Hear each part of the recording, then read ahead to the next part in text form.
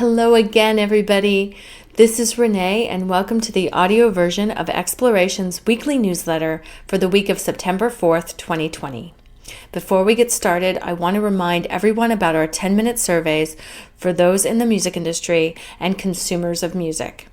The surveys are a part of our Music Industry Report 2020 in partnership with the Nashville Area Chamber of Commerce. There are links to the surveys in the description of this post, and if you can spare a few minutes, we would appreciate you filling it out and making your voice heard as a part of our global look at the music industry in 2020. And now, this week's news, as compiled by Exploration's own Heidi So. Tencent acquires a bigger slice of Indian Spotify rival Gaana, upping its stake to more than a third. Indian streaming service Gaana has just raised 3.75 billion Indian rupee, approximately $51 million in debt, to help finance its growth. The money comes from two existing Gaana investors, Tencent and the platform's majority owner Times Internet, in the form of optionally converted debentures at a price of 63,761.93 Indian rupee, around $870 per share. The majority of this cash, approximately $41 million, has been handed over by Tencent's European entity Tencent Cloud BV, with the remaining amount coming from Times Internet. Gaana recently announced in August that it had surpassed 150 million monthly active users. Tracker estimates that as a result of the new debt raised, Gaana is now worth around $530 million, with Times Internet's stake worth $319 million and Tencent's stake worth $182.5 million. Tencent initially acquired a stake in Gaana via a $115 million investment in the company in February 2018. The MLC presents how self-administered songwriters can get started and play their part. Beginning in January 2021, the MLC will issue and administer blanket mechanical licenses to eligible digital service providers in the U.S.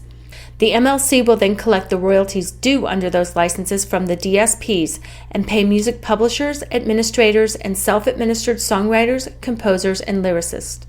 Dave Bogan, the MLC's head of third-party partnerships, will host a series of webinars specifically aimed to self-administered writers. Each webinar will include a recap of the MLC's activities to date and their plans for the future.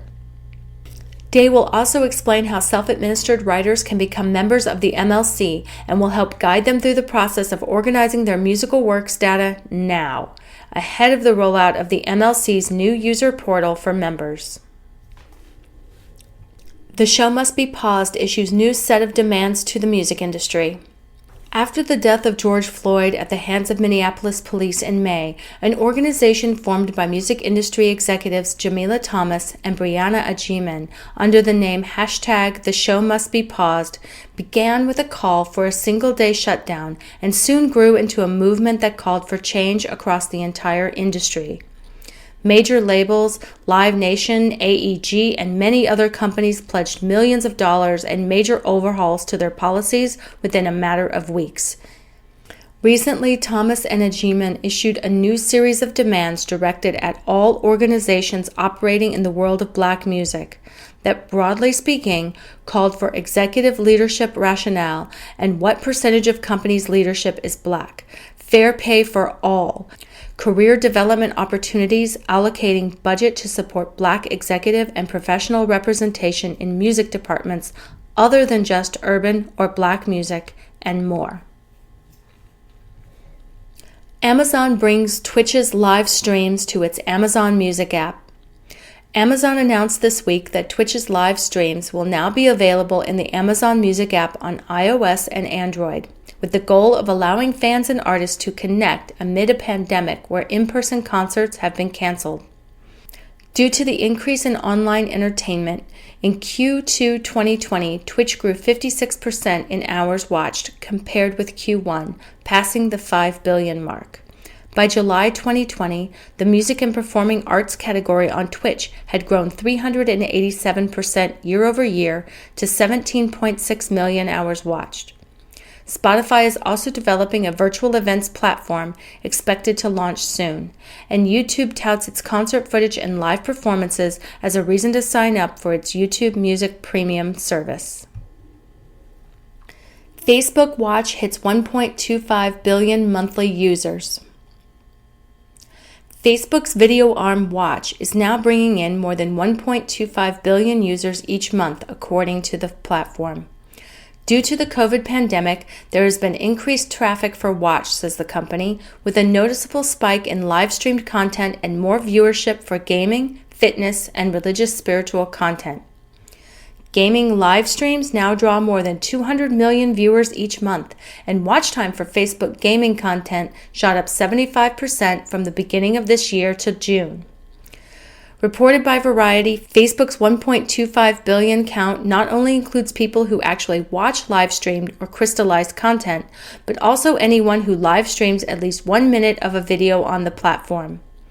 Matthew Hennick, Facebook's VP of Content Strategy and Planning, said one of the reasons for Watch's growth is its parent platform's robust set of sharing and promotion tools, which allow users to spread Watch videos on their own feeds.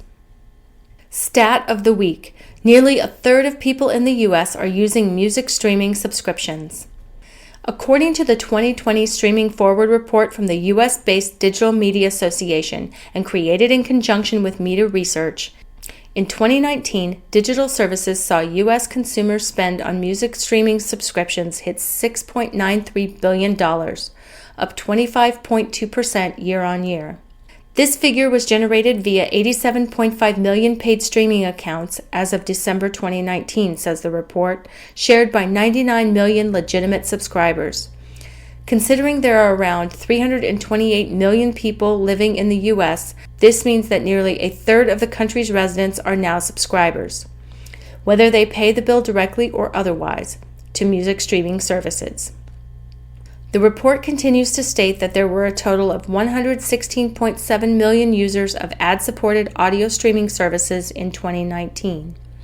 In total, music streaming services in the U.S. across ad-supported, video ad-supported, plus subscription, generated $10.337 billion in 2019, up 20.6% year-on-year. Streaming Forward forecasts that the $10.3 billion seen from streaming in 2019 will rise to $13.9 billion in 2021 and $15.9 billion in 2024.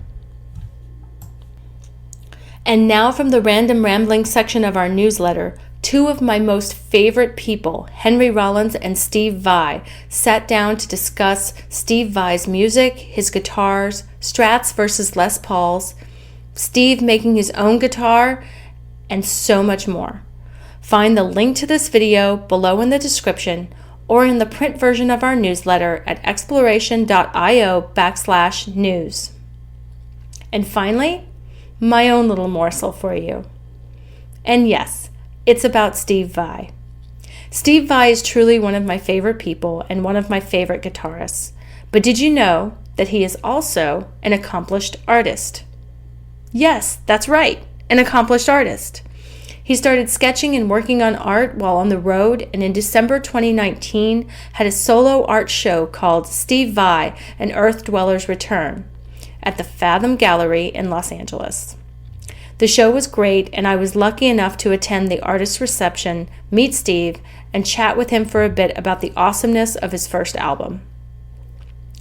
To see some of Steve's art, and even maybe pick up a piece for yourself, go to fathom.gallery/Steve-Vai-art.